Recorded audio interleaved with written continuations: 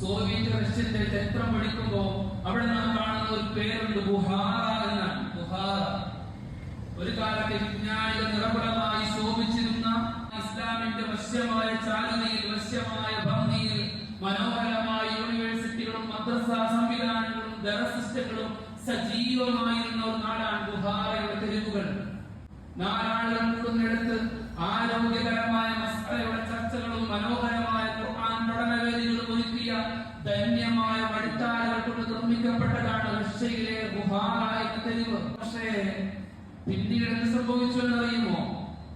തലമുറകൾക്ക് മനോഹരമായ മൂല്യങ്ങളെ കൈമാറാതെ വന്നപ്പോ, മനോഹരമായ ആശയങ്ങൾ തന്നെ മക്കൾക്ക് കൈമാറാതെ ഒരു കാലം വന്നപ്പോഴാണ് ബുഹാറയിലെ സജീവമായിരുന്ന ജുമുഅ മസ്ജിദുകൾ അവസാനം ആർക്കും വേണ്ടാതെ ചിതറെടുക്കപ്പെട്ടതും അത് കെട്ടിടം മാത്രമായി അവശേഷിച്ച അവസാനം കിട്ടുന്ന വിലക്ക് വേശ്യാ തെരുവുകൾക്ക് ആറാടാൻ കഴിയുന്ന സംവിധാനങ്ങളായി ആ മസ്ജിദുകൾ മാറ്റപ്പെട്ടു എന്നത് ഭൂതകാലത്തിൽ എഴുതപ്പെട്ടു പോയ ചരിത്രമാണ്.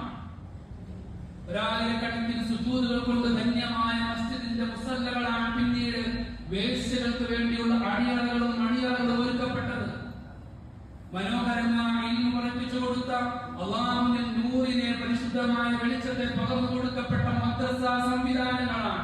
ആയിരക്കണക്കിന് മദ്രസകൾ അർദ്ധനക്കലായി, ഒരു കീർത്തുണി പോലുമില്ലാതെ ശൂന്യമായ വസ്ത്രധാരണവുമായി ജനങ്ങൾക്ക് മുമ്പിൽ നൃത്തമാടാനുള്ള ക്യാമറ സ്റ്റേജുകളായി മദ്രസ സംവിധാനങ്ങൾ രൂപപ്പെട്ടു എന്നത് സോവിയറ്റ് റഷ്യന്റെ ബുഹാറ എന്ന് പറയുന്ന നാടിന്റെ ചരിത്രമാണ്.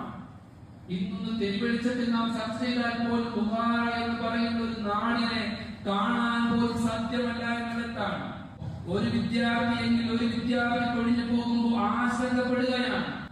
ആശങ്കപ്പെടേണ്ടത് വിശ്വാസികളുടെ ഹൃദയത്തിനാണ്. വിശ്വാസത്തെ സംബന്ധിച്ച്, മുസ്ലിമിനെ സംബന്ധിച്ച് ഒരു പോരായ്മ നാം അനുഭവപ്പെട്ടാൽ, മസ്ജിദിന്റെ നമസ്കാര വേളയിൽ ഒരു സഫിന് കുറവ് സംഭവിക്കപ്പെട്ടാൽ, ഇമാം അടക്കമുള്ള ആളുകൾ, ബഹുമാനപ്പെട്ട ജമാഅത്ത് കമ്മിറ്റി അടക്കമുള്ള ആളുകൾ, നമസ്കാരത്തിന് സജീവമാകുന്ന ആളുകൾ ആശങ്കപ്പെടേണ്ടതുണ്ട്.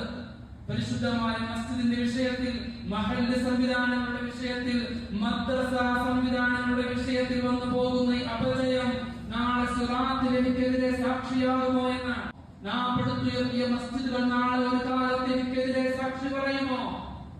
നാം ഉയർത്തപ്പെട്ട, നാം കണ്ടിരുന്ന, നമ്മുടെ മുന്നിൽ സജീവമായി കൊണ്ടിരുന്ന മദ്രസകൾ പിന്നീട് അപ്പുറം മൂല്യദോഷണം നേരിട്ട അവസാനം സിറാത്ത് പാലം കടക്കുന്നതിനിടയിൽ എനിക്കെതിരിൽ ഒരു മറയായി തീരുമോ എന്ന് ഓരോ മഹല്ല് നിവാസികളും ഭയപ്പെടേണ്ടതുണ്ട്. ഈ വർത്തമാനകാല